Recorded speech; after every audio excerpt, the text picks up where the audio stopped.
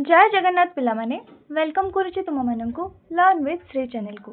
आज आम अष्टम श्रेणी सामाजिक विज्ञान बहिर तृतीय पाठ पढ़ा मराठा साम्राज्यर उत्थान। पूर्व क्लास रे तो आम मैंने दिल्ली सुल्तान मोगल मान विषय तथा दक्षिणात्यर राजा मान विषय पढ़ी। आज आम मराठा मान विषय पढ़ा। तो पाठ आरंभ ही जड़े प्रसिद्ध लेखक रामचंद्र पंथ अमात्यांकर गोटे उक्तिटा दि जाइए जहाँ कि से तांकर प्रसिद्ध पुस्तक आज्ञा पात्र जोटा को कि आज्ञा पात्र कहुए से एटा वर्णित होता। कौन से उक्तिटा देख, पोर्तुगीज इंग्रेज डच फरासी एवं डानिश मानक परी पगड़ी पिंधा व टोपी पिंधा जाति अन्य मानक परी व्यवसाय वाणिज्य मध्य करुथिले। आम देश को बेपार करने को यूरोप जो इंग्रेज व फरासी माने आसीथिले सेमानंकर पोशाक और टोपी लोके चिन्हुथिले। सेमाने आम देशर साधारण व्यवसायी भली बेपार आरंभ करथिले, किंतु सेमाने अन्य व्यवसायी परी नथिले। एही भूमि रे प्रवेश करी सेमानंकर अधिकृत परिसर वृद्धि करबा संगे संगे सेमानंकर धर्म प्रचार करिवार मूल लक्ष्य थिला। माने कि सेमानंकर उद्देश्य केवल व्यवसाय करबा नथिला, बरं सेमानंक मनरे बहुत किसी खराब उद्देश्य रहितिला। जेमिति कि सेमाने चाहुथिले जे आम देशर जागा गुडी को धीरे धीरे निज कब्जा को नेबे एवं आम लोकन को निज धर्म अर्थात सेमानंकर ख्रिस्टियन धर्म ग्रहण करने को बाध्य करिवे। माने एबे भी आम भारत रे तमे जेते भी ख्रिस्टियन धर्मर लोक मानन को देखुछ सेमाने सब हिंदू। सेमाने आगरे हिंदू थिले, किंतु जेतेबेले इंग्रेज माने आसिले सेमाने तांकर धर्म प्रचार बलरे सेमाने कौन होइछन्ति ना ख्रिस्टियन धर्म रे परिणत हो जाइछन्ति। सेमाने जिद्दीखोर थिले एवं नौसेना और गोला बारूद सेमानंकर प्रधान अस्त्र थिला। सेमानक पाखरे नौसेना थिला, गोला बारूद थिला, सेथिपय से काहाको मानु नथिले। से तांकर शक्ति समस्तंकु देखौथिले। सेमानंकर यातायात को नियंत्रण करने सहित सेमानंकर सुदृढ़ कोठाबाड़ी निर्माण को अनुमति देवार नथिला। तो सेथिपय आम देशर राजा माने सेमानंकु सहजरे बुलाबुली करने को किंबा बड़ बड़ दुर्ग और कोठा तैयारी करने को अनुमति देउनथिले, कारण यह आम देश पई विपद थिला। तो एबे देखो गोटे चित्र दिया जाइए विशाल प्रवेश द्वार सहित महाराष्ट्र रायगढ़ दुर्ग जेउठारे छत्रपति शिवाजी 1674 मसीह राजाभिषेक उत्सव अनुष्ठित होइतिला एवं सेठारु तांकर आनुष्ठानिक भाव में मराठा साम्राज्य अर्थात जो आमर मराठा साम्राज्यर मूलधुआ सेठू ही आरंभ होइतिला, शासन आरंभ होइतिला। आउ छत्रपति शिवाजी राज्याभिषेक उत्सव केबे होइतिला 1674 मसीह। तापर तमनको पे किसी प्रश्न दिया देख, आस चिंता करिबा। केउ माने मराठा थिले, ब्रिटिश माने क्षमता दखल करने पूर्व से माने किपरि विशाल अंचल रे निजर प्रभुत्व जाहिर करि पारथिले। तो विषय पढ़िले तो यार उत्तर तुम्हें मैंने जापर, किंतु मु तुमको बते दूची शुण किसी आइडिया मिल जिवो तुमको। मराठा माने थिले आजिकार महाराष्ट्र अंचल साधारण लोक माने आजिकार जो महाराष्ट्र जो लोक माने अछंती से माननको मराठा बोली कहा जाए। ब्रिटिश माने देश दखल करने पूर्व शिवाजी नेतृत्व से माने एकाठी होइथिले। गरिला युद्ध और मजबूत दुर्ग गुड़िक साहाय्य एमाने मोगल माननकु हराई एक विराट साम्राज्य गढ़िथिले। सेमानंकर शासन वैशिष्ट्य कौन थिला? सेमानंकर शासन रे न्याय थिला। शिवाजी प्रजा माननकु भल पाउथिले। से 8 जन मंत्री को नहीं अष्ट प्रधान गठन करी श्रृंखलित भाव राज्य चलाउथिले। आमे ए सब विषय पढ़िबा। भारत इतिहास रे मराठा माने कि प्रकार प्रभाव पकाइथिले? मराठा माने ही भारत रे मुगल शासन पतन मुख्य कारण थिले। से माने लोकंक मन रे एक आत्मविश्वास जोगाइथिले जे आमे भारतीय माने विदेशी बिना निज देश को निजे शासन करि पारिबा। तो तमे भी चिंता करिबा यार आंसर आमे आपको पहिले भी ना पढ़िबा। एबे देखिबा हमर समय रेखा जोटा कि तमरो पेज नंबर 64 और 65 रे अछि। समय रेखाटा बुझी गले तमे माने तुम पाठ रे कोन कोन अछि सेटा जानि पारिबो। 1630 ख्रीष्टाब्द रे कोन हितिला ना एही वर्ष महान वीर शिवाजी महाराज जन्म ग्रहण करथिले। 1646 ख्रीष्टाब्द रे शिवाजी शासन आरंभ होइतिला जोटा कि मात्र 16 वर्ष बयस रे आ तांकर प्रथम युद्ध अभियान से आरंभ करथिले।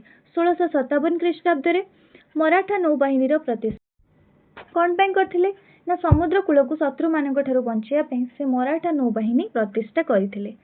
तापरे 1666 ख्रीष्टाब्द आग्रा जेल रे बंदी और पलायन मोगल सम्राट औरंगजेब तांको आग्रा जेल रे बंदी करथिले, किंतु शिवाजी मिठा टोकई रे लुचि ସେଠାରୁ ଖସି ପଳାଇ ଆସିଥିଲେ। 1674 ଖ୍ରୀଷ୍ଟାବ୍ଦ ରାୟଗଡ଼ ଦୁର୍ଗରେ ଶିବାଜୀଙ୍କ ଅଭିଷେକ ଉତ୍ସବ ଅନୁଷ୍ଠିତ, ଯାହାକି ତମର ଚିତ୍ର ଦିଆଯାଇଛି ଦେଖିଲେ ଆମେ ଫାର୍ଷ୍ଟ ପେଜ୍ରେ, ଯେଉଁଥିରେ କି ଶିବାଜୀଙ୍କୁ ଛତ୍ରପତି ଉପାଧି ମଧ୍ୟ ମିଳିଥିଲା।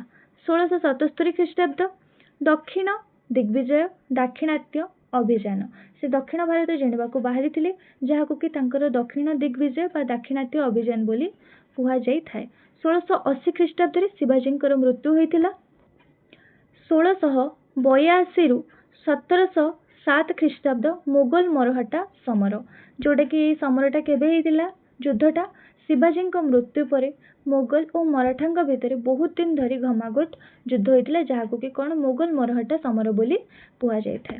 ତାପରେ ଦେଖ ତମର ପେଜ ନମ୍ବର 65ରେ ଅଛି 1754 ଖ୍ରୀଷ୍ଟାବ୍ଦ ଦିଲ୍ଲୀ ଉପରେ ମରାଠାମାନଙ୍କର ନିୟନ୍ତ୍ରଣ। ତ ଧୀରେ ଧୀରେ ମରାଠାମାନେ ଏତେ ଶକ୍ତିଶାଳୀ ହୋଇଗଲେ ଯେ ଦିଲ୍ଲୀ ଉପରେ ମଧ୍ୟ ନିଜର ନିୟନ୍ତ୍ରଣ କରିନେଇଥିଲେ। 1761 ମସିହାରେ କ'ଣ ହେଇଥିଲା, ତୃତୀୟ ପାନିପତ ଯୁଦ୍ଧ, ଯେଉଁଥିରେ କି ମରାଠାମାନଙ୍କର ପରାଜୟ ହେଇଥିଲା। ଆଫଗାନମାନଙ୍କଠାରୁ ମରାଠାମାନେ ଶୋଚନୀୟ ଭାବେ ପରାଜିତ ହେଇଯାଇଥିଲେ। 1775ରୁ 1782 ଖ୍ରୀଷ୍ଟାବ୍ଦ ପ୍ରଥମ ଇଂରେଜ ମରାଠା ଯୁଦ୍ଧ, ଆଉ ସେଥିରେ ମରାଠାମାନଙ୍କର ବିଜୟ ହେଇଥିଲା। ଏଇଟା ଥିଲା ଇଂରେଜମାନଙ୍କ ସହ ମରାଠାମାନଙ୍କର ପ୍ରଥମ ଯୁଦ୍ଧ, ଆଉ ସେଥିରେ ସେମାନେ ବିଜୟ ଲାଭ ମଧ୍ୟ କରିଥିଲେ। ତାପରେ 1818 ଖ୍ରୀଷ୍ଟାବ୍ଦରେ କ'ଣ ହେଇଥିଲା, ତୃତୀୟ ଇଂରେଜ ମରାଠା ଯୁଦ୍ଧ, ମରାଠା ଶକ୍ତିର ସମାପ୍ତ। ତୃତୀୟ ଇଂରେଜ ମରାଠା ଯୁଦ୍ଧରେ କ'ଣ ହେଇଥିଲା ନା ମରାଠା ଶକ୍ତିର ସମ୍ପୂର୍ଣ୍ଣ ପତନ ଘଟିଲା, ଆଉ ଇଂରେଜମାନେ ଭାରତ ଦଖଲ କରିନେଇଥିଲେ। ବୁଝିପାରିଲ ସମସ୍ତେ ସମୟରେଖାଟା? ଏବେ ଆମେ ଏଇଗୁଡ଼ା ହିଁ ପାଠରେ ବହୁତ ଭଲ ଭାବରେ ବୁଝିବା। ଠିକ୍ ଅଛି, ତ ଦେଖିବା କେଉଁମାନେ ମରାଠା। ତ ମରାଠା କାହାକୁ କୁହାଯାଉଥିଲା ଜାଣିବା। ବର୍ତ୍ତମାନର ମହାରାଷ୍ଟ୍ର ତଥା ଦାକ୍ଷିଣାତ୍ୟ ମାଳଭୂମିରେ ବସବାସ କରୁଥିବା ଏକ ଜନସମୂହ ବା ଲୋକମାନଙ୍କୁ ମରାଠା ବୋଲି କୁହାଯାଇଥାଏ। ଜାଣିଲ କାହାକୁ ମରାଠା ବୋଲି କୁହାଯାଉଥିଲା? ଏବେକାର ଆମର ମହାରାଷ୍ଟ୍ର ତଥା ଦାକ୍ଷିଣାତ୍ୟ ମାଳଭୂମିରେ ଯେଉଁମାନେ ବସବାସ କରୁଛନ୍ତି ବା ଜନସମୂହ, ସେମାନଙ୍କୁ କ'ଣ ନା ମରାଠା ବୋଲି କୁହାଯାଇଥାଏ। ସେମାନଙ୍କର ଭାଷା କ'ଣ? ମରାଠୀ। ମରାଠାମାନଙ୍କର ଭାଷା କ'ଣ? ମରାଠୀ। ମନେ ରଖିବ, ସେମାନେ ବେଶ୍ ପରିଚିତ। ଦ୍ୱାଦଶ ଶତାବ୍ଦୀରୁ ଏହି ଭାଷାର ସାହିତ୍ୟିକ ଇତିହାସ ବେଶ୍ ସମୃଦ୍ଧ ହୋଇ ଆସିଅଛି। ଏହି ଅଧ୍ୟାୟରେ ଆମେ ଜାଣିବା ସେମାନଙ୍କର ରାଜନୈତିକ ଶକ୍ତି ବୃଦ୍ଧି ଘଟି କିପରି ପରବର୍ତ୍ତୀ ସମୟରେ ଭାରତୀୟ ଇତିହାସକୁ ପ୍ରଭାବିତ କରିଥିଲା। ତ ଆମର ଭାଷା ଯେମିତି ଓଡ଼ିଆ, ସେମାନେ ମଧ୍ୟ ସେଇଭଳି ଭାବରେ ମରାଠୀ କୁହନ୍ତି, ଆଉ ସେମାନଙ୍କର ଭାଷା ବହୁତ ପୁରୁଣା ଆଉ ସମୃଦ୍ଧ ମଧ୍ୟ। ତ ଏହି ପାଠରେ ଆମେ କ'ଣ ଜାଣିବା ନା ଏ ସାଧାରଣ ଲୋକମାନେ କେମିତି ଏତେ ଶକ୍ତିଶାଳୀ ହେଇଗଲେ ଯେ ପୁରା ଭାରତର ଇତିହାସ ବଦଳିଗଲା। ତ ସେମାନଙ୍କର ରାଜନୈତିକ ଶକ୍ତି ବୃଦ୍ଧି କିଭଳି ଭାବରେ ହେଇଥିଲା ସେଇଟା ଆମେ ପଢ଼ିବା। ତ୍ରୟୋଦଶ ଶତାବ୍ଦୀ ବେଳକୁ ମହାରାଷ୍ଟ୍ରର ଅଧିକାଂଶ ଅଞ୍ଚଳ ଯାଦବ ରାଜବଂଶ ଦ୍ୱାରା ଶାସିତ ହେଉଥିଲା ଏବଂ ଦେବଗିରି, ଯେଉଁଟାକି ବର୍ତ୍ତମାନର ଦୌଲତାବାଦ, ଏହାର ରାଜଧାନୀ ଥିଲା। ମାନେ କି ବହୁତ ବର୍ଷ ତଳେ, ମାନେ କି ତ୍ରୟୋଦଶ ଶତାବ୍ଦୀ ବେଳକୁ ମହାରାଷ୍ଟ୍ରର ଅଧିକାଂଶ ଅଞ୍ଚଳକୁ କେଉଁମାନେ ଶାସିତ କରୁଥିଲେ ନା ଯାହାକି ଯାଦବ ରାଜବଂଶ ଦ୍ୱାରା ଶାସିତ ହେଉଥିଲା, ଆଉ ରାଜଧାନୀ କେଉଁଟା ଥିଲା? ଦେବଗିରି, ଯେଉଁଟାକି ଆଜିର ଦୌଲତାବାଦ। ଏଇଠି ସନ୍ଥ ରାମଦାସଙ୍କ ଚିତ୍ର ଦିଆଯାଇଛି, ଆଉ ଡାକ ଟିକେଟରେ ସନ୍ଥ ତୁକାରାମ। ତାପରେ ଦେଖିବା ସମୟରେଖା ତ ଆମେ ଜାଣିଲେ। ଚତୁର୍ଦ୍ଦଶ ଶତାବ୍ଦୀର ଆରମ୍ଭ ବେଳକୁ ଦିଲ୍ଲୀର ଖିଲଜି ସୁଲତାନମାନଙ୍କ ଦ୍ୱାରା ଯାଦବ ରାଜବଂଶର ଶାସକମାନେ କ୍ଷମତାଚ୍ୟୁତ ହୋଇଥିଲେ। ତ ଚତୁର୍ଦ୍ଦଶ ଶତାବ୍ଦୀ ବେଳକୁ କ'ଣ ହେଲା ନା ଯାଦବ ବଂଶମାନେ କ୍ଷମତାଚ୍ୟୁତ ହୋଇଗଲେ, ଖିଲଜି ସୁଲତାନମାନେ ସେମାନଙ୍କୁ ହରେଇ ଦେଲେ। ଏହିସବୁ ରାଜନୈତିକ ପରିବର୍ତ୍ତନ ମଧ୍ୟରେ ସାଂସ୍କୃତିକ ପରମ୍ପରା ବଜାୟ ରହିଥିଲା। ବିଶେଷ କରି ଭକ୍ତି ଭାବନା ବା ନିର୍ଦ୍ଦିଷ୍ଟ ଏକ ଦେବାଦେବୀଙ୍କୁ ଉପାସନା କରିବାର ଧାରା ସମାଜରେ ସୃଷ୍ଟି ହୋଇଥିଲା। ମାନେ କି ଫାଷ୍ଟ ତ ସେଠି ଯାଦବ ବଂଶର ରାଜାମାନେ ରାଜତ୍ୱ କରୁଥିଲେ, କିନ୍ତୁ ପରେ କ'ଣ ନା ଖିଲଜି ସୁଲତାନମାନେ ତାଙ୍କୁ ହରେଇ ଦେଇଥିଲେ। କିନ୍ତୁ ତଥାପି ବି ରାଜା ବଦଳି ଗଲେ ବି ଲୋକମାନେ କ'ଣ ନା ନିଜର ପରମ୍ପରା ଆଉ ପୂଜାପାଠକୁ ଆଉ ସଂସ୍କୃତିକୁ ଛାଡ଼ି ନଥିଲେ। ବିଶେଷ କରି ତାଙ୍କ ମନରେ ଭକ୍ତି ଭାବନା ବା ନିର୍ଦ୍ଦିଷ୍ଟ ଏକ ଦେବାଦେବୀଙ୍କୁ ଉପାସନା କରିବାର ଧାରା ସମାଜରେ ସୃଷ୍ଟି ହୋଇଥିଲା। ସପ୍ତମ ଶତାବ୍ଦୀରୁ ସପ୍ତଦଶ ଶତାବ୍ଦୀ ମଧ୍ୟରେ ସମାଜରେ ଆଧ୍ୟାତ୍ମିକତାର ବିକାଶ ନିମନ୍ତେ ଅନେକ ସନ୍ଥ ଓ ସାଧକମାନେ ଭକ୍ତି ମାର୍ଗକୁ ସର୍ବଶ୍ରେଷ୍ଠ ମାର୍ଗ ବୋଲି ଅଭିହିତ କରିଥିଲେ। ତ ସପ୍ତମ ଶତାବ୍ଦୀ ଆଉ ସପ୍ତଦଶ ଶତାବ୍ଦୀ ମଧ୍ୟରେ କ'ଣ ହେଇଥିଲା ନା ଅନେକ ସାଧୁ ସନ୍ଥ ବୁଲି ବୁଲି ଲୋକଙ୍କୁ ବୁଝାଇଥିଲେ ଯେ ଭଗବାନଙ୍କୁ ପାଇବାର ସବୁଠୁ ସହଜ ବାଟ ହେଉଛି ଭକ୍ତି, ଆଉ ସେ ଭକ୍ତି ମାର୍ଗକୁ ସର୍ବଶ୍ରେଷ୍ଠ ବୋଲି ଅଭିହିତ କରିନେଇଥିଲେ। ସମାଜର ବିଭିନ୍ନ କ୍ଷେତ୍ରରୁ ଏବଂ ସମ୍ପ୍ରଦାୟରୁ ଆସିଥିବା ସାଧୁସନ୍ଥ ତଥା ସମାଜ ସଂସ୍କାରକ ମାନଙ୍କର ଆଧ୍ୟାତ୍ମିକ ସଙ୍ଗୀତ ଓ କବିତା ଗୁଡ଼ିକ ଆଞ୍ଚଳିକ ଭାଷା ମାଧ୍ୟମରେ ପ୍ରକାଶିତ ହେବାରୁ ଦେଶର ସର୍ବତ୍ର ଆଦୃତ ଓ ଲୋକପ୍ରିୟତା ଲାଭ କଲା। ତ ଏଇ ଯୋଉ ସାଧୁମାନେ ଥିଲେ ସେମାନେ ସଂସ୍କୃତ ବଦଳରେ ସାଧାରଣ ଲୋକଙ୍କ ଭାଷାରେ ମାନେ କି ମରାଠୀରେ, ଯେହେତୁ ଆମେ ଏବେ ମରାଠା ମାନଙ୍କ ବିଷୟରେ ପଢୁଛେ, ତ ସେମାନେ ତାଙ୍କର ସାଧାରଣ ଲୋକଙ୍କ ଭାଷା ଅର୍ଥାତ୍ ମରାଠୀରେ ତାଙ୍କ ଆଞ୍ଚଳିକ ଭାଷାରେ ସେ ଭଜନ କବିତା ଗାଇଲେ। ସେଥିପାଇଁ ଲୋକେ କ'ଣ କଲେ ନା ତାଙ୍କ କଥା ସହଜରେ ବୁଝିପାରିଲେ ଓ ସେମାନେ ବହୁତ ଲୋକପ୍ରିୟ ହେଲେ, ସର୍ବତ୍ର ଆଦୃତ ଓ ଲୋକପ୍ରିୟତା ଲାଭ କଲା। ତ ଏଠି କ'ଣ ଅନୁସନ୍ଧାନ କରିବା ପାଇଁ ଦିଆଯାଇଛି ଦେଖ ତମମାନଙ୍କୁ। ତୁମେ କେବେ ଭକ୍ତି ଶବ୍ଦ ସମ୍ପର୍କରେ ଶୁଣିଛ? ତୁମେ ଏହାର ଅର୍ଥ କ'ଣ ବୁଝୁଛ? ଭାରତର ଯେକୌଣସି ଅଂଶର ଜଣେ ଭକ୍ତି ସନ୍ଥଙ୍କୁ ଚୟନ କର, ତାଙ୍କର ଜୀବନୀ, ବାଣୀ ଓ ସେ ସମାଜକୁ ଦେଇଥିବା ବାର୍ତ୍ତା ସମ୍ପର୍କରେ ଅନୁଧ୍ୟାନ କର। ତାଙ୍କର କବିତା ବା ଭଜନ ଗୁଡ଼ିକ ମଧ୍ୟରୁ ଗୋଟିକୁ ବାଛ ଓ ସାଙ୍ଗମାନଙ୍କ ସହିତ ଆଲୋଚନା କର। ତ ତମେମାନେ ଏ ଉତ୍ତର ଖୋଜିବ। ନେକ୍ସଟ ପଢିବା। ଏହି ସମୟରେ ଜ୍ଞାନେଶ୍ୱର, ନାମଦେବ, ତୁକାରାମ ଏବଂ ରାମଦାସଙ୍କ ପରି ମହାରାଷ୍ଟ୍ରର ଅନେକ ସନ୍ଥ ବହୁତ ଲୋକପ୍ରିୟତା ହାସଲ କରିଥିଲେ। ମହାରାଷ୍ଟ୍ରରେ ଜ୍ଞାନେଶ୍ୱର, ତୁକାରାମ, ନାମଦେବ, ରାମଦାସଙ୍କ ପରି ଅନେକ ସନ୍ଥ ସେତେବେଳେ ବହୁତ ଲୋକପ୍ରିୟତା ହାସଲ କରିଥିଲେ। ସେହି ସମୟରେ ସେମାନେ ଲୋକଙ୍କୁ ସଠିକ ବାଟ ଦେଖାଉଥିଲେ, ଯେଉଁଥିପାଇଁ କି ସେମାନେ କ'ଣ ନା ଲୋକପ୍ରିୟତା ହାସଲ କରିଥିଲେ। ସେମାନେ ଉପନିଷଦ ଏବଂ ଭଗବତ ଗୀତା ପରି ଗୁରୁତ୍ୱପୂର୍ଣ୍ଣ ପୁସ୍ତକ ଗୁଡ଼ିକର ମରାଠୀ ଅନୁବାଦ କରିବା ଫଳରେ ସେମାନଙ୍କର ଦର୍ଶନ ଓ ଚିନ୍ତାଧାରା ସାଧାରଣ ଲୋକଙ୍କ ପାଖରେ ପହଞ୍ଚି ପାରିଥିଲା। ତ ସେମାନେ କ'ଣ କରୁଥିଲେ ନା ଆମର ଯେଉଁ ଉପନିଷଦ ହେଲା, ଭଗବତ ଗୀତା ହେଲା, ସେଗୁଡ଼ା ତ ସବୁ ସଂସ୍କୃତରେ ଥିଲା, କିନ୍ତୁ ସେମାନେ କ'ଣ କରୁଥିଲେ ନା ସେ ସବୁ ଗୁରୁତ୍ୱପୂର୍ଣ୍ଣ ପୁସ୍ତକ ଗୁଡ଼ିକୁ ମରାଠୀରେ ଅନୁବାଦ କରୁଥିଲେ, ଯାହାଦ୍ୱାରା କି କ'ଣ ଯେଉଁମାନେ ସଂସ୍କୃତ ବୁଝିପାରୁନାହାନ୍ତି ସେମାନେ ମଧ୍ୟ ଏଇଟା ଭଲ ଭାବରେ ବୁଝିପାରିବେ। ସେମାନଙ୍କ ମଧ୍ୟରୁ ଅନେକ ଶିଖ ଗୁରୁମାନଙ୍କ ପରି ସାମାଜିକ ସଂଗଠନ ଓ ରାଜନୈତିକ ସଚେତନତା ପାଇଁ ଗୁରୁତ୍ୱ ଆରୋପ କରିଥିଲେ, ଯାହାର ଫଳସ୍ୱରୂପ ପରବର୍ତ୍ତୀ ସମୟରେ ମରାଠାମାନେ ଏକ ରାଜନୈତିକ ଶକ୍ତି ରୂପେ ନିଜକୁ ସଂଗଠିତ କରିପାରିଥିଲେ। ସପ୍ତଦଶ ଶତାବ୍ଦୀ ବେଳକୁ କେତେକ ମରାଠା ମୁଖ୍ୟ ନିଜର ସାର୍ବଭୌମତ୍ୱ ପ୍ରତିଷ୍ଠା ପାଇଁ ଉଦ୍ୟମ କରିଥିଲେ ମଧ୍ୟ ଶିବାଜୀ ମରାଠାମାନଙ୍କୁ ଏକତ୍ର କରି କ୍ଷମତା ଆହରଣ ପର୍ଯ୍ୟନ୍ତ ସଫଳ ହୋଇପାରିନଥିଲେ। ତ ଏଇ ଯେଉଁ ସାଧୁମାନେ ଥିଲେ ସେମାନେ କେବଳ ପୂଜାପାଠ ଶିଖାଇ ନଥିଲେ, ଲୋକଙ୍କୁ ଏକାଠି ହୋଇ ଅନ୍ୟାୟ ବିରୋଧରେ ଲଢ଼ିବାକୁ ମଧ୍ୟ ଶିଖାଇଥିଲେ। ସେଥିପାଇଁ ମରାଠାମାନେ ପରେ ଏକାଠି ହୋଇକି ଏକ ବଡ଼ ଶକ୍ତି ପାଲଟିଗଲେ। ଅନେକ ମରାଠା ନେତା ନିଜକୁ ସ୍ୱାଧୀନ କରିବାକୁ ଚେଷ୍ଟା କରୁଥିଲେ, କିନ୍ତୁ କେହି ସଫଳ ହୋଇନଥିଲେ। କେବଳ ଶିବାଜୀ ହିଁ ସମସ୍ତଙ୍କୁ ଏକାଠି କରିପାରିଥିଲେ। ତାପରେ ଆମେ ଦେଖିବା ଶିବାଜୀଙ୍କର ଉତ୍ଥାନ କେମିତି ହେଇଥିଲା, ମରାଠା ଶକ୍ତିର ପ୍ରତିଷ୍ଠା ଓ ଶିବାଜୀଙ୍କର ଉତ୍ଥାନ।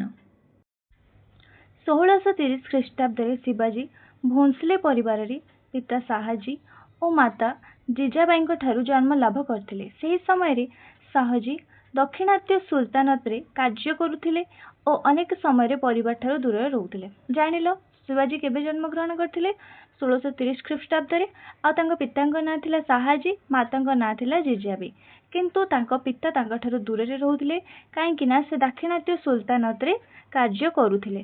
ସେତେବେଳେ ପୁନେଠାରେ ଥିବା ତାଙ୍କର ଜାଗିର ସ୍ଥାନରେ ଶିବାଜୀ ନିଜ ମାତା ଜିଜାବାଈଙ୍କ ପ୍ରତ୍ୟକ୍ଷ ତତ୍ତ୍ୱାବଧାନରେ ବଢ଼ିବା ସଙ୍ଗେ ସଙ୍ଗେ କେତେକ ବିଶ୍ୱସ୍ତ କର୍ମଚାରୀଙ୍କ ଠାରୁ ମୂଲ୍ୟବୋଧ ଓ ଉତ୍ତମ ଶିକ୍ଷା ଲାଭ କରିବାକୁ ସକ୍ଷମ ହୋଇପାରିଥିଲେ। ତ ଯେହେତୁ ତାଙ୍କ ବାପା ତାଙ୍କଠୁ ଦୂରରେ ରହିକି ଚାକିରି କରୁଥିଲେ, ତେଣୁକରି ଶିବାଜୀ ନିଜ ମା ଜିଜାବାଈଙ୍କ ଯତ୍ନରେ ପୁନେରେ ବଡ଼ ହୋଇଥିଲେ। ଆଉ ତାଙ୍କ ମା ତାଙ୍କୁ ରାମାୟଣ ମହାଭାରତର ବୀରତ୍ୱର କାହାଣୀ ଶୁଣାଇ ସାହସୀ ଓ ନ୍ୟାୟପରାୟଣ କରି ଗଢ଼ି ତୋଳିଥିଲେ। ତ ପିଲାମାନେ ଜାଗିର ଅର୍ଥ କ'ଣ? ଦେଖ ଏଠି ଦିଆହେଇଛି। ଜାଗିର ହେଉଛି ଖଣ୍ଡିଏ ଜମି ଯାହାକୁ ଜଣେ ରାଜା ବା ଶାସକ ଜଣେ ସାମନ୍ତ ବା ସୈନିକଙ୍କୁ ନିଜର କର୍ତ୍ତବ୍ୟ ପାଇଁ ପୁରସ୍କାର ସ୍ୱରୂପ ଦେଇଥାନ୍ତି।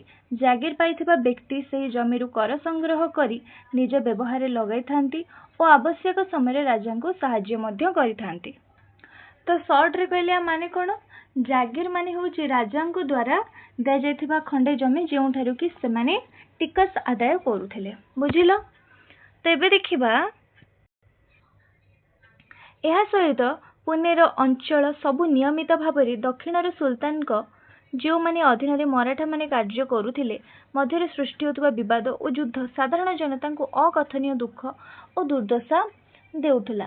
अर्थात कौन ना सही समय रे दक्षिणर सुल्तान मानक भितरे सबुबेले युद्ध लगी रोहुथिला और जोंथिपाई कि साधारण गरीब लोक मैंने बहुत ही कष्ट पाउथिले अकथनीय दुख आ दुर्दशा पाउथिले तेणुकरी शिवाजी यह देखिकी बहुत दुखित होउथिले। बुझिल शिवाजी को जेतेबेले मात्र 16 वर्ष बयस होइथिला से सामरिक अभियान आरंभ कर देथिले। माने बुझी पारछु तो कितने छोट वर्ष ही से तांकर युद्ध कार्य आरंभ कर देथिले। अन्य विरुद्ध रे अस्त्र धरी से तांकर युद्ध आरंभ कर देथिले मात्र 16 वर्ष बयस रे। प्रथमे से अवहेलित और अनधिकृत दुर्ग गुड़ी को अधिकार करी से गुड़िकर सुरक्षा सुदृढ़ करने सहित निज अधिकृत पुनेर अंचल गुड़ी को एकत्रीकरण कले। तो सी प्रथमे कौन कले अवहेलित और अनधिकृत दुर्ग गुड़ी को गले। अर्थात कौन ना जो गुड़िक खाली पड़ जाइथिला भांगी जाइथिला आउ जोटा कि कहार अधिकार नथिला तो से प्रथमे जाइए से दुर्ग गुड़ी को निज अधीन को आनिले एवं से गुड़ी को मजबूत करी निजर शक्ति बढ़ेले। राजनैतिक अर्थनैतिक और सांस्कृतिक विकास को गुरुत्व देवा सहित तांकर सार्वभौमत्व राज्य व स्वराज्यर दूरदृष्टि को वर्ष वर्ष धरी जीवित रखिथिला जहाकू आमे एही अध्याय रे आलोचना करबा। तो तांकर गोटे मात्र लक्ष्य थिला जे से निज लोकंक पई गोटे स्वाधीन राज्य गठन करिवे जोंठे कि समस्त शांति रे रहिबे और जो माने कोनोसी प्रकार विदेशी शासक अत्याचार करि परिबे नाही जा विषय कि आमे आगु को पढ़िबा पाठ रे विस्तृत भाव रे दिया जाय छै। तो ये चित्रटा देख महाराष्ट्र गोवा सीमांत रे थिबा सिंधु दुर्ग जहाँ मराठा माने निर्माण करिथिबा दुर्ग मानक मध्यरु गोटी कोठी अछि ना महाराष्ट्र और गोवार सीमारे अछि। दुर्गर ना होछि सिंधु दुर्ग। शिवाजींकर राज्य खूब शीघ्र भारतर पश्चिम उपकूल आड़ को प्रसारित हैला एवं उपकूल अंचल संपद को अख्तियार करने लक्ष्य रे तांको एक नौसेना गठन करिवार आवश्यक पड़िला। तो तांकर राज्य जो खूब शीघ्र व्यापी गला आउ तांकर राज्य समुद्रकूल पर्यंत भी व्यापी गला। समुद्र रास्ता को शत्रुओं ठारू बंचेबा पई से कौन करथिले ना नौसेना गठन करथिले। वास्तव में से समय शिवाजींकर यह थिला एक वैप्लविक पदक्षेप। तुलनात्मक दृष्टि देखिले बीजापुर आदिल शाही सुल्तानेत वाणिज्यिक जहाज गुड़ी को रखिथिले मध्य उपकूल को सुरक्षा देवाई एक नियमित नौसेनार व्यवस्था करि पारि नथिले। एपरिकी मोगल साम्राज्य द्वारा नियुक्त नौशक्ति अत्यंत स्वल्प थिला तेणु मराठा नौबाहिनी गठन को नूतन दिगंत सृष्टि करथिला। माने सेतबेले मोगल मानक परि बड़ बड़ राजांक पाखरे भी भल नौसेना नथिला नौबाहिनी नथिला तेणु शिवाजींकर एही निष्पत्ति बहुत बुद्धिमान काम थिला और से गोटे बहुत बड़ नौबाहिनी गठन करथिले। नौसेना निजर लोक मानक शत्रु कबल रक्षा करने पई शिवाजी एक अभिनव युद्ध विद्या गरिला रणकौशल आरंभ करथिले।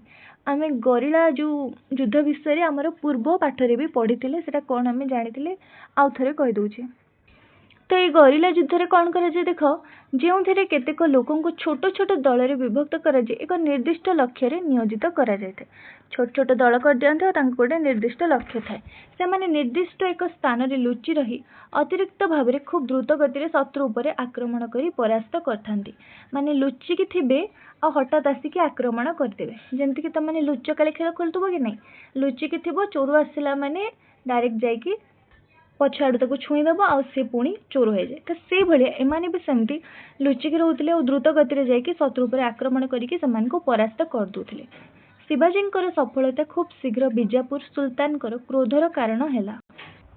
तो शिवाजींकर ये जो सफलता कहार क्रोधर कारण हैला बीजापुर सुल्तानकर जार फलस्वरूप बीजापुर सुल्तान तांकर दक्ष सेनापति अफजल खान को शिवाजी विरुद्ध रे प्रेरण करथिले। तो जहाद्वारा कि कौन है ना तांकर जो बीजापुर सुल्तान तांकर दक्ष सेनापति अफजल खान को शिवाजी विरुद्ध रे प्रेरण करथिले।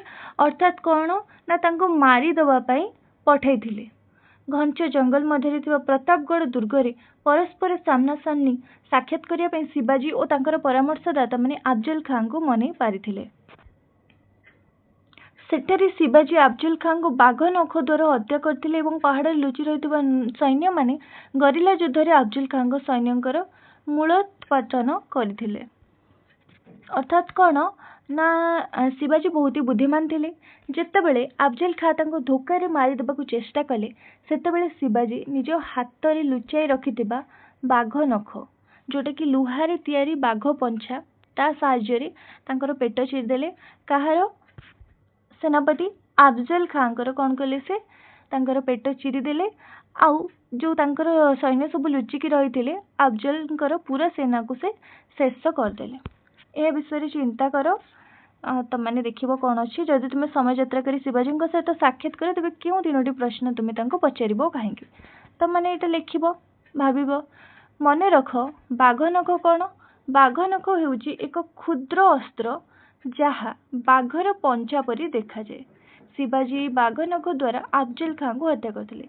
माने बाघर पंचा भलिया देखा जाए किंतु सेटा लुहारे तैयारी, जहा साहाय्य कि शिवाजी अफजल खाँ को हत्या करथिले। तापर दिया परवर्ती समय रे मुगल सेनापति शायस्त खाँ एक विशाल सैन्य बाहिनी द्वारा दीर्घ 3 वर्ष काल शिवाजी राज्य को आक्रमण कले। किए?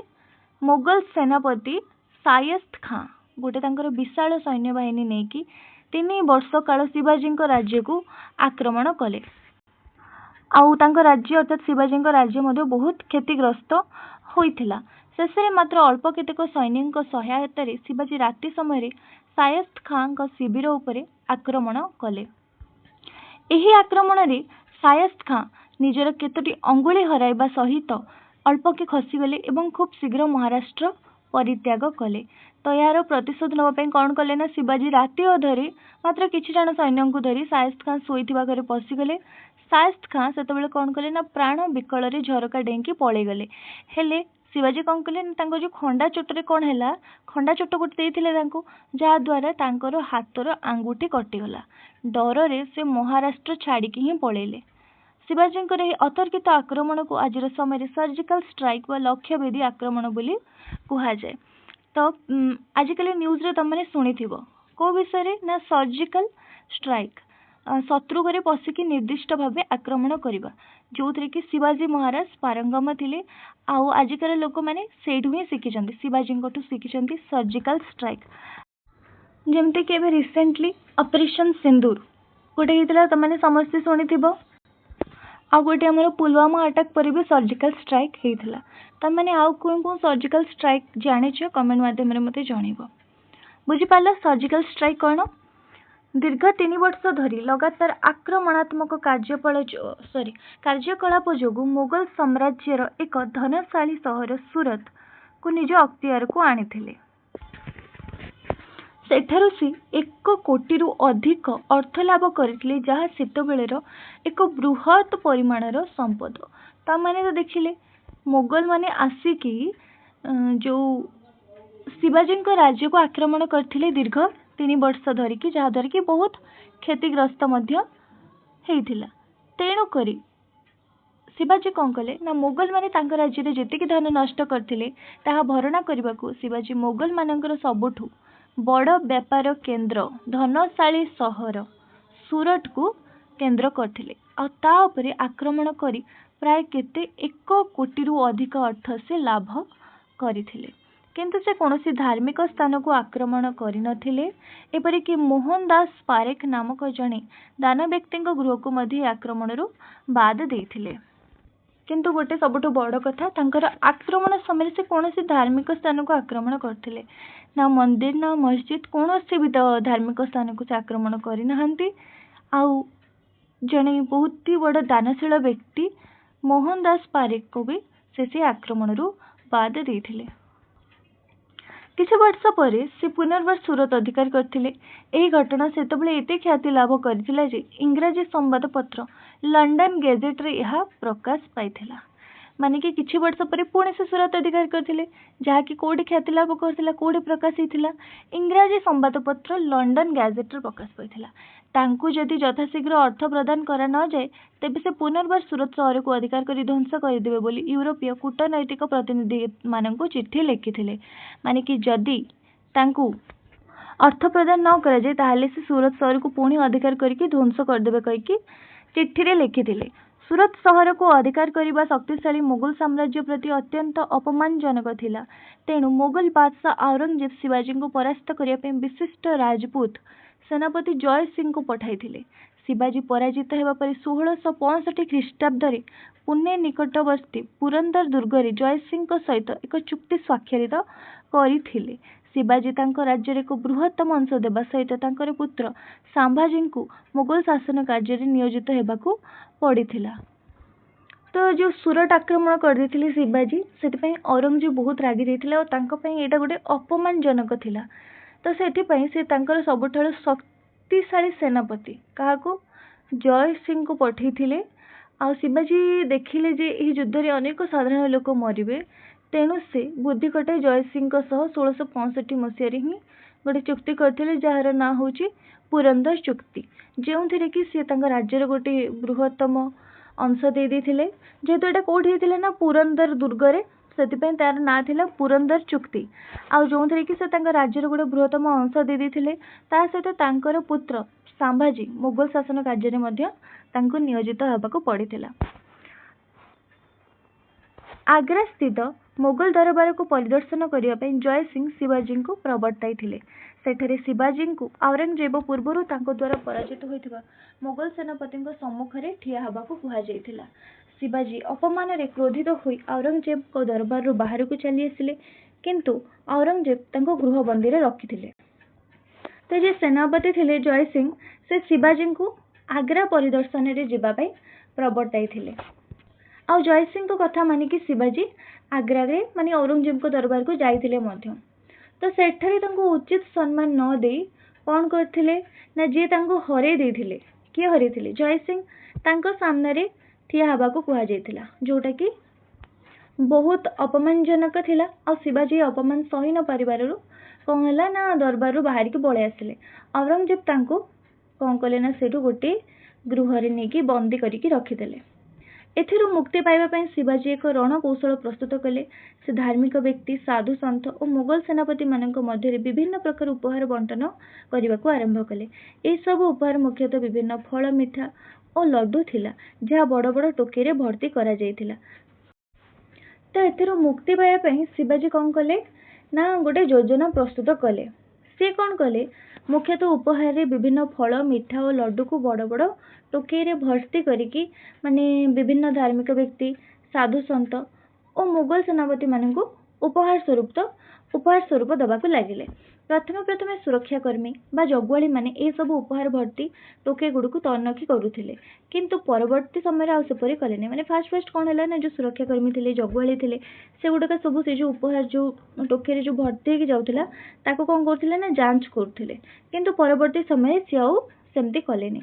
एही सुजोग रे कौन है ना शिवाजी एवं तांकर पुत्र संभाजी टोके भितर बसी बाहर को खसी चली जाइथिले। औरंगजेब पुनर्बार शिवाजी को बंदी करि पारनथिले।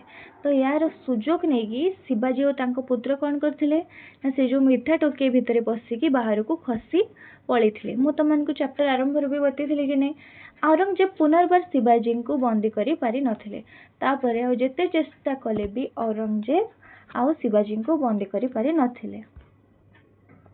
तबे एठी गोटे चित्र दिया है जे देखो शिवाजी राज दरबार एक दृश्य जो शिवाजी सिंहासन में बसछन्ती एवं दर्शक मान को स्वागत कर देखिल ये चित्रटा। तापरे किछि वर्ष पर 1674 मसीह वैदिक रीतिनीति अनुसार सुदृढ़ पार्वत्य दुर्ग रायगढ़ ठारे शिवाजी अभिषेक उत्सव अनुष्ठित होता। यार चित्र तो आम देखी आम जो पाठ आरंभ रे फर्स्ट पेज रे दिखाई।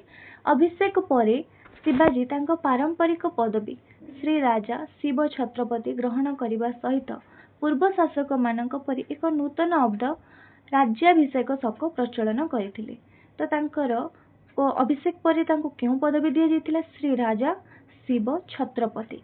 तापरे गोटे नूतन अब्द आरंभ होइतिला राज्याभिषेक शक से प्रचलन करथिले। तापरे परि शिवाजी तांकर दाक्षिणात्य विजय रे अग्रसर होइथिले, जाको दक्षिण दिग्विजय बोली कुहा जाय। तापरे से तांकर दाक्षिणात्य विजय रे अग्रसर होइथिले, जाको कि कोन कुहा जाय दक्षिण दिग्विजय। एथिरे से वर्तमान उत्तर तमिलनाडु एवं कर्णाटक केतेक गुरुत्वपूर्ण तथा असुरक्षित अंचल को अंतर्भुक्त करथिले। माने आम भारत मानचित्र दक्षिण भाग जो कि क्यों राज्य को उत्तर तमिलनाडु और कर्णाटकर केतेक गुरुत्वपूर्ण स्थान को से अंतर्भुक्त करथिले। शिवाजींकर यह दाक्षिणात्य अभियान परवर्ती समय मराठा मानक शक्तिशाली मोगल आक्रमण विरुद्ध रे रणकौशल पाई विशेष सहायक होइथिला। बुझिपाल जो ये दाक्षिणात्य अभियान होता परवर्ती समय से कौन ना मराठा मानक शक्तिशाली मोगल आक्रमण विरुद्ध रे रणकौशल पाई विशेष सहायक होता माने भल भाव योजना करी मोगल मानक किपरि हराइबे सेति प्रति सेमानकु सेटा साहाय्य होइथिला। मने रख शिवाजी दक्षिण रे थिबा बेले डच मानक द्वारा करा जाउथबा कृतदास व्यवसाय को बंद करिथिले। सेतेबेले अधिकांश यूरोपीय भारतीय मानक बंदी करी कृतदास भाव में विक्रय करुथिले। कृतदास माने कौन जो आमे कहूँ चाकर जो जबरदस्त नहीं कि लोक मानक गोलाम करेबे।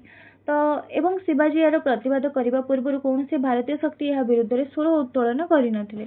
एपरि घृण्य कार्य विरुद्ध शिवाजी प्रतिवाद प्रजा मान प्रति गभीर भल पाइबा और मानविकतार ज्वलंत उदाहरण। तो सेतेबेले कौन होउथिला डच माने किए यूरोप रु आसीथिबा बेपारी से माने कौन करथिले ना आम देशर लोकंकु जोर जबरदस्ती करके धरिकी नहीं जाउथिले और कृतदास भावे बिकुथिले। शिवाजी या संपूर्ण भाव में बंद कर देइथिले। आम देश में शिवाजी ही थिले प्रथम जी कि या विरुद्ध रे स्वर उत्तोलन करथिले।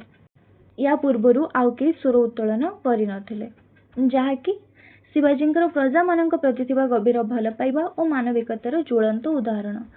ये गोटे मानचित्र तुम दिखाई देख यहाँ हूँ 1680 मसीह शिवाजी राज्य माने सेतेबेले शिवाजी राज्य केते पर्यंत विस्तृत होइतिला से विषय रे देखिदबा मानचित्रटा। तो ये देख जो कमला रंगरी अच्छी से गुड़ा हूँ शिवाजी अधीनस्थ अंचल आउटे जोड़ा ग्रे कलर अच्छी सेटा हूँ एकोजी अधीनस्थ अंचल। तो शिवाजी अधीनस्थ जो अंचल गुड़ा अच्छे फास्ट देखीदबा चलो जोटा कि कमला रंगरे अच्छे।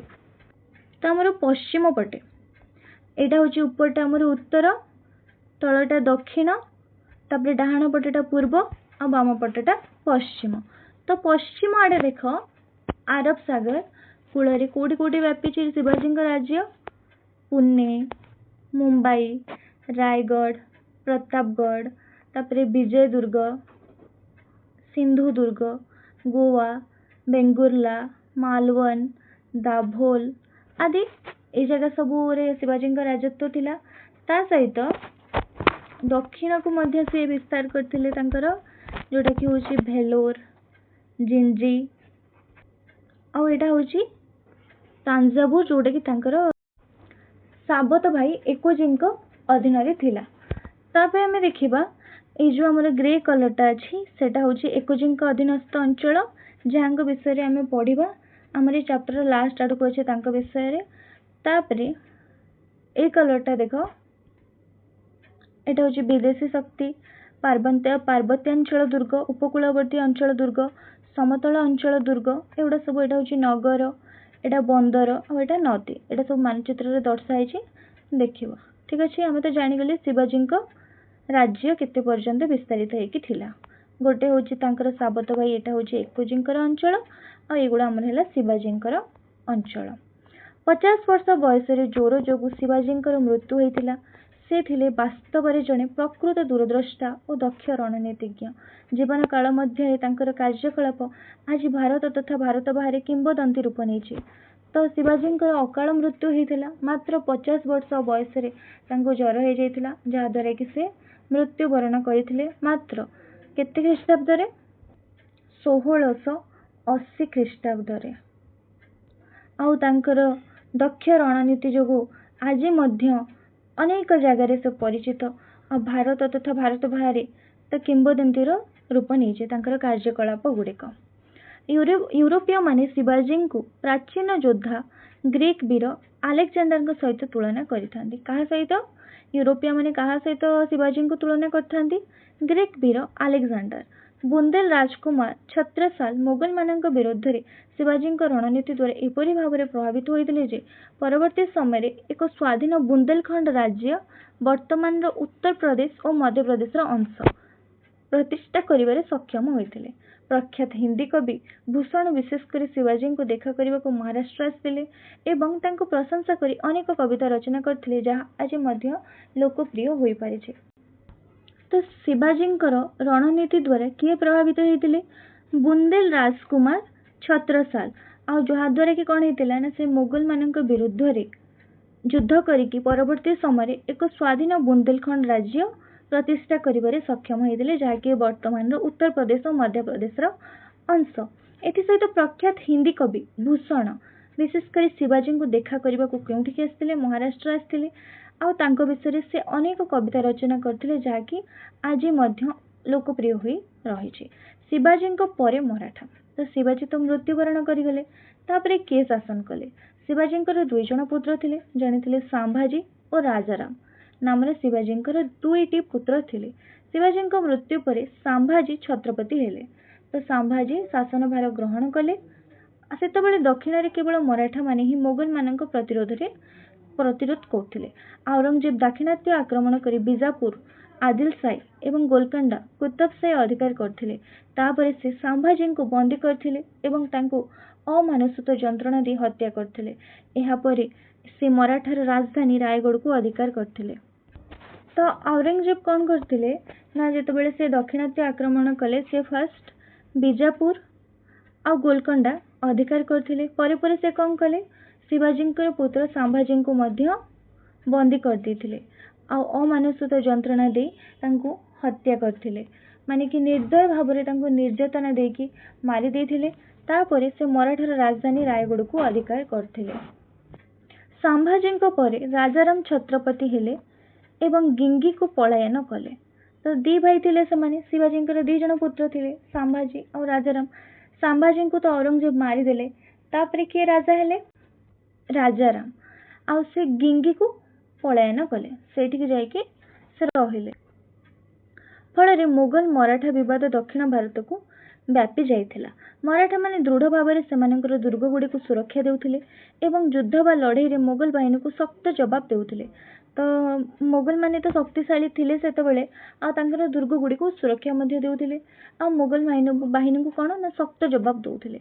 तेणु औरंगजेब दाक्षिणात्य को छाड़ी जाई पारिले नाही एवं मृत्युवरण करने पर्यंत मराठा मान को दमन करने को सक्षम हो पारि नथिले। फल दाक्षिणात्य मराठा माने मुगल मानकर प्रमुख दाबीदार हुई उभाइले। राजाराम को राणी ताराबाई नेतृत्व में मराठा माने मुगल शासित अंचल मानक निज आधिपत्य विस्तार करने संगे संगे भारतर अनेक अंचल को निज अधिकार को आनी पारि थिले। राजाराम को मृत्यु पर तांकर पत्नी ताराबाई बहुत साहसिकतार सह मराठा सैन्य मान एकाठी करी औरंगजेब विरुद्ध रे युद्ध चलाई रखिथिले युद्ध से जारी रखिथिले। द्रुत साम्राज्य विस्तार सहित मराठा माने संरचनात्मक परिवर्तन प्रति विशेष ध्यान देथिले। शिवाजी समय नामक मात्र छत्रपति ठारे केन्द्रीभूत होइतिबा राज्य अधिक विकेन्द्रीकरणर बाट देखाइला किंतु मुख्य शासकों को अधिक क्षमता प्रदान कला। विशेष करी पेशवा एक पारस्य शब्द जहाँकि प्रधानमंत्री निमंते व्यवहृत होता है। छत्रपति ठारू अधिक प्रभाव विस्तार कले मुख्यतः पेशवा बाजीराव प्रथम एवं तांकर पुत्र नानासाहेब पेशवा सर्वभारतीय मराठा शासन प्रसार में मुख्य भूमिका ग्रहण करथिले। तो समय क्रमे कौन है ना राजा परिवर्ते माने छत्रपति परिवर्ते तांकर पेशवा अर्थात प्रधानमंत्री माने अधिक शक्तिशाली हेले आउ सेमाने ही तांकर शासन कले और मराठा शासन प्रसार में से मुख्य भूमिका ग्रहण कले। मुख्यतः किए पेशवा बाजीराव प्रथम एवं तांकर पुत्र नाना साहेब पेशवा जे कि शासन प्रसार में मुख्य भूमिका ग्रहण करथिले। मराठा माने भारत एक बृहत अंचल को निज नियंत्रण में नेवा सहित सेठरे सुशासन प्रणयन करिपारथिले किंतु आंचलिक शासक माने अधिक क्षमता और स्वाधीनता लाभ करिबारु अनेक समय अनुशासन अभाव परिलक्षित हैला जहाँ शिवाजी शासन मूल्यबोधर विपरीत थिला। माने कि शिवाजी शासन को भलिया थिला सार्वभौम शासन थिला किंतु एठी कौन हैला ना आंचलिक शासक माने अधिक क्षमता और स्वाधीनता लाभ करिबारु अनेक समय कौन हैला ना अनुशासनर अभाव परिलक्षित हैला। जेमिति कि उदाहरण स्वरूप कौन ना बंगला रे मराठा मानकर 10 वर्षर युद्ध अभियान समय साधारण जनता उपर अनेक बर्बरता और ध्वंसर दमन लीला देखा मिलता। तो यहाँ गोटे प्रकार आम देखिले तो से भाई जनता को कौन ना दृष्टि रखा जाऊ नथिला, जहाँद्वारा कि सेमाने माने बर्बरता और ध्वंसर दमन लीला देखा मिलूला। तो गोटे चित्र दिखाई छत्रपति साहू महाराज संभाजी पुत्र डाहाण को बसचंती उपरे बाजा पक्षीर प्रदर्शन एवं नाना साहेब पेशवा उपस्थित अच्छा। चित्रटा देख देखिल से उत्तराभिमुखी अभियान समय मराठा माने लाहोर अटक एवं एपरिक पेशवार आदि अंचल को निज नियंत्रण को आनी पारिथिले। जेतेबेले से उत्तराभिमुखी अभियान करथिले से समय कौन करथिले ना से लाहोर अटक और ये माने पेशवा जोटा कि हूँ पाकिस्तान गोटे अंचल ताकू सब निज नियंत्रण को आनी पारथिले। से माने अफगान मानक सहित संघर्ष करथिले एवं 1761 पानीपत युद्ध रे शोचनीय पराजित होइतिले मध्य पेशवा माधवराव प्रथम समय पुणी निजको सुदृढ़ करि पारिथिले। तो 1761 मसीह तृतीय पानीपत युद्ध रे अफगानिस्तान राजा अहमद शाह अब्दाली से माने बहुत शोचनीय भाव में कहले बहुत खराब भाव में पराजित हो जाइथिले। किंतु पेशवा माधवराव प्रथम समय से पुणी निजको सुदृढ़ करि पारथिले। महादजी शिंदे का नेतृत्व में 1771 मसीह मराठा माने पुनर्बार दिल्ली अधिकार निमित्त अग्रसर होइतिले एवं 3 दशंधि पर इंग्रेज माने यहाको अधिकार करिया पर्यंत दिल्ली मराठा मानक नियंत्रण रे रहितिला। माने कि हारिबा सत्वे मराठा वीर किए ना महादजी शिंदे तांकर नेतृत्व रे पुणी मराठा शक्ति को एकाठी करी दिल्ली उपरे कब्जा करथिले। इंग्रेज माने आसिया पर्यंत मराठा माने ही दिल्लीर प्रकृत शासक थिले। अष्टादश शताब्दीर शेष भाग बेलकु भारत रे इंग्रेज मानक प्रधान प्रतिद्वंदी भाव में मराठा माने ही उभा होइथिले। तो अष्टादश शताब्दीर शेष भाग पर्यंत इंग्रेज मानकर प्रधान प्रतिद्वंदी किए थिले मराठा माने ही थिले। 1775 और 1818 ख्रीष्टाब्द मध्य घटी जाइथिले तीनोटी एंग्लो मराठा युद्ध। तो 1775 और 1818 मध्य 3टा एंग्लो मराठा युद्ध होइथिले जोटा कि इंग्रेज और मराठा जो तांको मध्य इंग्रेज और मराठा मानक द्वारा संगठित होइथिला। मराठा मानक मध्य अंतर्द्वंद तथा इंग्रेज मानकर सांगठनिक और वैषयिक दक्षता जोगु से माने मराठा शक्ति उपर विजय लाभ सहित से मानकर शक्ति को समाप्त करिबारे सक्षम होई पारथिले। एहा फल इंग्रेज माने मुगल और अन्य शक्ति मानक अपेक्षा मराठा मानक ठारू भारतर अधिक अंचल अख्तियार करथिले। तो इंग्रेज माने जानी जाइथिले जे जदि भारत रे राज करबा को हेबो ताले कोन नै मराठा मानक हरिया को पड़िबो। सेतिपाई इंग्रेज और मराठा मानक भितर 3टा बड़ बड़ युद्ध होइतिला। किंतु एथिरे दुखर विषय कौन है ना मराठा मानक मध्य अंतर्द्वंद हो गला। अर्थात कौन ना से परस्पर भितर झगड़ा करुथिले जो मराठा सरदार माने, जहाँद्वारा कि कौन है ना इंग्रेज माने तार फायदा उठेले आउ तांकर आधुनिक अस्त्र शस्त्र बल इंग्रेज माने मराठा मानक हराई देले एवं निजर शासन आरंभ कले। बुझिपाल माने एठी ही मराठा मानकर साम्राज्य जो तांको शासन एठी पतन हो गला। तापरठू इंग्रेज माने शासन कले। तापरे एठी गोटे मानचित्र दिया है देख कार मानचित्र 1759 ख्रीष्टाब्द रे मराठा साम्राज्यर परिसर। एटा होची मराठा साम्राज्य जो एटा हमर कमला कलर अच्छे कमला रंग रे अच्छे। तो शिवाजी मृत्यु तो 1680 ख्रीष्टाब्द रे हो जाइथिला। किंतु तांको परे ए मानचित्रटी होची केते माने 1759 ख्रीष्टाब्दर। शिवाजी परे तांकर पेशवा अर्थात प्रधानमंत्री माने मराठा साम्राज्य को केते बड़ कर देथिले ताहा एथिरे हमको देखिबा को मिलुची। तो एठी देखि पारथुबो परे केते सारा अंचल हमर तो दिया ना एटा कमला रंग रे दर्शाई छी केते बड़ एरिया अछि जोटा कि पूरा भारत रो अधारु अधिक जगह को अधिकार कर नै छी। देखि पारथुबो को अंचल अछि त माने देखिबो।